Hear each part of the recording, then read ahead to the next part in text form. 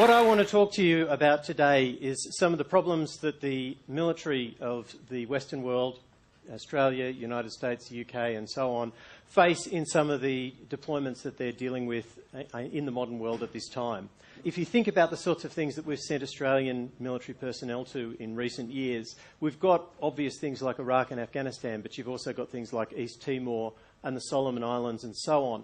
And a lot of these deployments that we're actually sending military personnel to these days aren't traditional wars. In fact, a lot of the jobs that we're asking the military personnel to do in these situations are ones that in their own countries, in Australia, the United States and so on, would actually be done by police officers. And so there's a bunch of problems that come up for military personnel in these situations because they're doing things that they haven't really been trained for. And they're doing things that those who do them in their own countries are trained very differently for and equipped very differently for. Now, there's a bunch of reasons why we actually do send military personnel rather than police to do these jobs. If Australia had to send 1,000 people tomorrow to West Papua, for example, we don't have 1,000 police officers hanging around that could just go tomorrow, and we do have 1,000 soldiers that could go. So when we have to send someone, we send the military because they're there, they're available, and heck, they're used to going off and doing these things and living by themselves and not having all this extra support.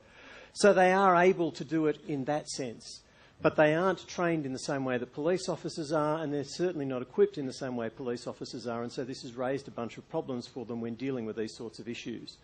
One particular thing that's come up that I am especially interested in is the question of whether, when we're sending military personnel to do these sorts of jobs, we ought to be equipping them differently, and in particular whether we ought to be giving them access to some of the sorts of non-lethal weapons that police have.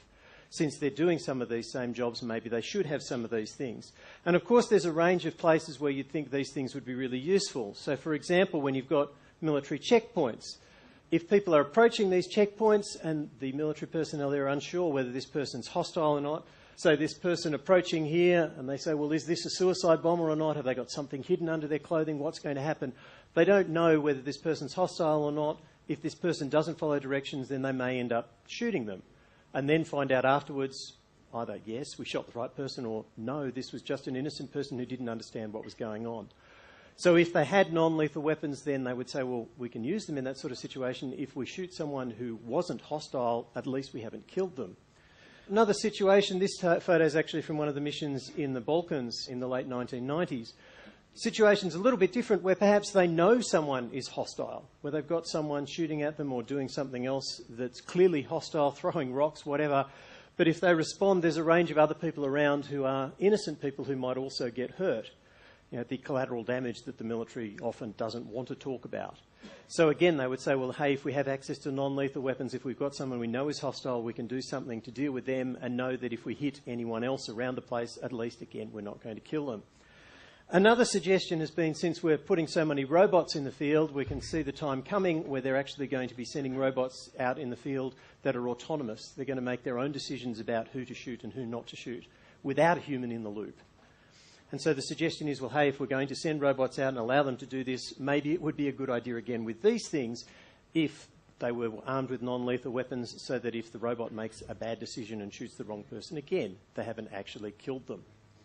Now, there's a whole range of different sorts of non-lethal weapons, some of which are obviously available now, some of which they're developing. So you've got traditional things like pepper spray, OC spray up the top there, or tasers over here. The one on the top right here is actually a dazzling laser intended to just blind the person momentarily and disorient them. You've got non-lethal shotgun rounds that contain rubber pellets instead of the traditional metal ones. And this one in the middle here, the large truck, is actually called the active denial system, something the US military is working on at the moment. It's essentially a big microwave transmitter. It's sort of your classic idea of a heat ray. It goes out to a really long distance compared to any of these other sorts of things, and anybody who is hit with this feels this sudden burst of heat and just wants to get out of the way. It is a lot more sophisticated than a microwave oven, but it basically is boiling the water molecules in the very surface level of your skin. So you feel this massive heat and you go, I want to get out of the way. And they're thinking, well, this will be really useful in places like where we need to clear a crowd out of a particular area if the crowd is being hostile, if we need to keep people away from a particular place, well, we can do that with these sorts of things. So obviously there's a whole range of different sorts of non-lethal weapons we could give military personnel, and there's a whole range of situations where they're looking at them and saying, hey, these things would be really useful. But as I said, the military and the police are very different. Yes, you don't have to look very hard at this to recognise the fact that they might be very different. In particular, the attitude to the use of force and the way they're trained to use force is especially different. The police, and knowing because I've actually helped to train police, particularly in Western jurisdictions at least, are trained to de-escalate force, to try and avoid using force wherever possible, and to use lethal force only as an absolute last resort. Military personnel are being trained for war. So they're trained that as soon as things go bad, their first response is lethal force. You know, the moment the fecal matter hits the rotating turbine, you can start shooting at people. So their attitudes to the use of lethal force are very different, and I think it's fairly obvious that their attitude to the use of non-lethal weapons would also be very different from what it is with the police. And since we've already had so many problems with police use of non-lethal weapons in various ways, I thought it would be a really good idea to look at some of those things and try and relate it to the military context. And I was really surprised when I started to do this to see that, in fact, even those people who were advocating the use of non-lethal weapons by the military hadn't actually done that. They generally seem to think, well, why would we care what's happened with the police? You know, we're looking at something different, and didn't seem to recognise, in fact, they were looking at pretty much the same stuff. So I actually started to investigate some of these issues and have a look at the way that police use non-lethal weapons when they're introduced and some of the problems that might arise out of those sorts of things when they actually do introduce them. And, of course, being Australian, I started looking at stuff in Australia, knowing, again, from my own experience about various times when non-lethal weapons have been introduced in Australia. So one of the things I particularly looked at was the use of OC spray, Oleresium capsicum spray, pepper spray, by Australian police, and seeing when that had been introduced, what had happened, and those sorts of issues. And one study that I found, a particularly interesting one, was actually in Queensland, because they had a trial period for the use of pepper spray before they actually introduced it more broadly. And I went and had a look at some of the figures here. Now, when they introduced OC spray in Queensland, they were really explicit. The police minister and a whole heap of other public statements made about it. They were saying, this is explicitly intended to give police an option between shouting and shooting. You know, this is something they can use instead of a firearm in those situations where they would have previously had to shoot someone. So I went and looked at all of these police shooting figures, and you can't actually find them very easily for individual Australian states. I could only find these ones. This is from an Australian Institute of Criminology report. As you can see from the fine print, if you can read it up the top, police shooting deaths means not just people who have been shot by police, but people who have shot themselves in the presence of police. But this is the figures across the entire country, and the red arrow represents the point where Queensland actually said, yes, OK, this is where we're going to give all police officers across the entire state access to OC spray. So you can see there were 6 deaths sort of leading up to it every year for a number of years. There was a spike, of course, a few years before, but that wasn't actually Queensland. Anyone know where that was? Wasn't Port Arthur, no. Victoria? Yes, correct. That spike was all Victoria. So it wasn't that Queensland had a particular problem with deaths from police shootings and so on. So 6 shootings across the whole country, fairly consistently over the years before. So the next 2 years was the years they studied, 2001, 2002. Anyone want to take a stab at the number of times, given how they've introduced this, the number of times police in Queensland used OC spray in that period? Hundreds? 1, 3? Thousands, getting better. Explicitly introduced as an alternative to the use of lethal force. An alternative between shouting and shooting. I'm going to go out on a limb here and say that if Queensland Police didn't have OC spray, they wouldn't have shot 2,226 people in those 2 years.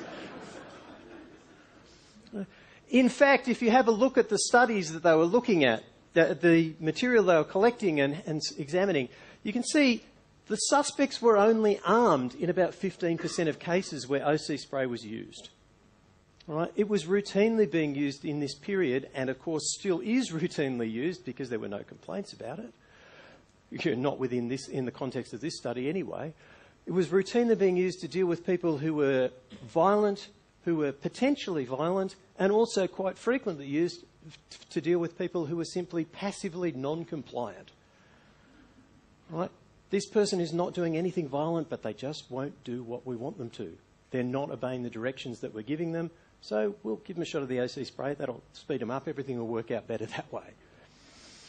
Right? This was something explicitly introduced to be an alternative to firearms, but it's being routinely used to deal with a whole range of other sorts of problems. Now, one of the particular issues that comes up with military use of non-lethal weapons and people when they're actually saying, well, hey, there might be some problems, there's a couple of particular problems that get focused on. One of those problems is that non-lethal weapons may be used indiscriminately. One of the fundamental principles of military use of force is that you have to be discriminate. You have to be careful about who you're shooting at. So one of the problems that's been suggested with non-lethal weapons is that they might be used indiscriminately, that you use them against a whole range of people because you don't have to worry so much anymore. And in fact, one particular instance where I think that actually happens, where you can look at it, was the Dubrovka theatre siege in Moscow in 2002, which probably a lot of you, unlike most of my students at ADFA, are actually old enough to remember. So Chechens had come in and taken control of the theatre. They were holding something like 700 people hostage. They'd released a bunch of people, but they still had about 700 people hostage. And the Russian special military police, special forces, Spetsnaz, came in and actually stormed the theatre. And the way they did it was to pump the whole thing full of anaesthetic gas. And it turned out that lots of these hostages actually died as a result of inhaling the gas.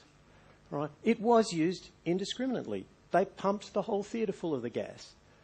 And it's no surprise that people died because you don't know how much of this gas each person is going to inhale, what position they're going to fall in when they become unconscious and so on. There were, in fact, only a couple of people who got shot in this episode.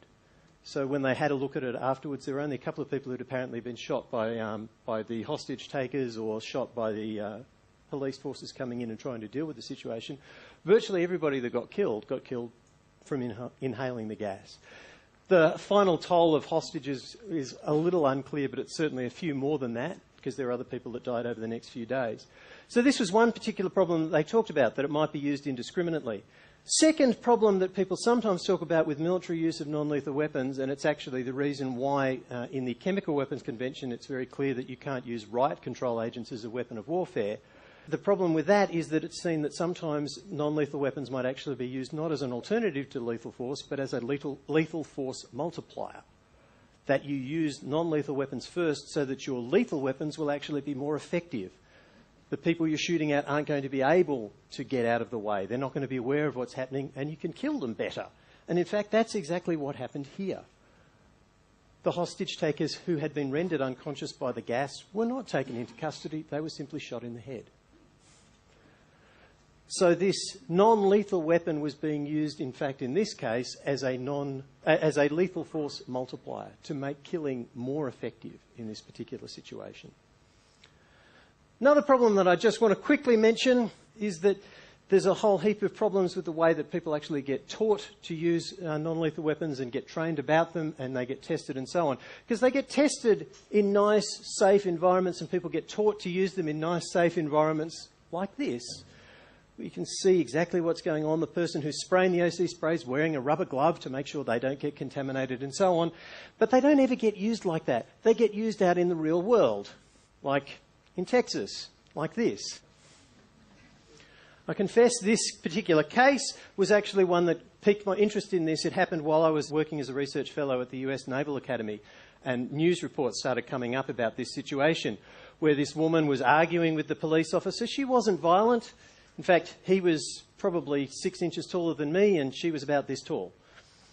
And eventually she said to him, well, you know, I'm going to get back in my car. And he says, if you get back in your car, I'm going to tase you. And she says, oh, go ahead, tase me. And so he does.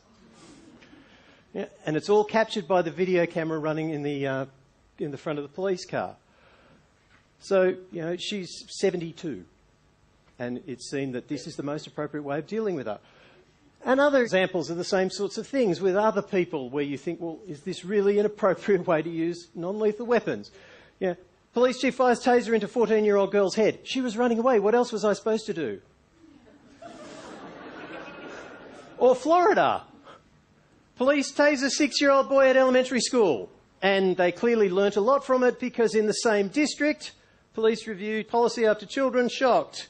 Second child shocked by taser stun gun within weeks. Same police district. Another child within weeks of tasering the 6-year-old boy. Just in case you're thinking it's only going to happen in the United States, it happened in Canada as well. And a colleague of mine sent me this one from London. But my personal favourite of these ones, I have to confess, does actually come from the United States. Officers taser 86-year-old disabled woman in her bed. I checked the reports on this one. I looked at it. I was really surprised. Apparently, she took up a more threatening position in her bed. I kid you not. That's exactly what it said. She took up a more threatening position in her bed. Okay. But I'd remind you what I'm talking about. I'm talking about military uses of non-lethal weapons. So why is this relevant? Because police are actually more restrained in the use of force than the military are. They're trained to be more restrained in the use of force than the military are. They're trained to think more, to try and de-escalate. So if you have these problems with police officers with non-lethal weapons, what on earth would make you think it's going to be better with military personnel? The last thing that I would just like to say, when I'm talking to the police about what a perfect non-lethal weapon would look like, they almost inevitably say the same thing. They say, well, it's going to be something that's nasty enough that people don't want to be hit with this weapon. So if you threaten to use it, people are going to comply with it. But it's also going to be something that doesn't leave any lasting effects. Right? In other words, your perfect non-lethal weapon is something that's perfect for abuse. What would these guys have done if they'd had access to tasers or to a man-portable version of the active denial system? A small heat ray that you can use on people and not worry about. So I think, yes, there may be ways that non-lethal weapons are going to be great in these situations, but there's also a whole heap of problems that need to be considered as well. Thanks very much.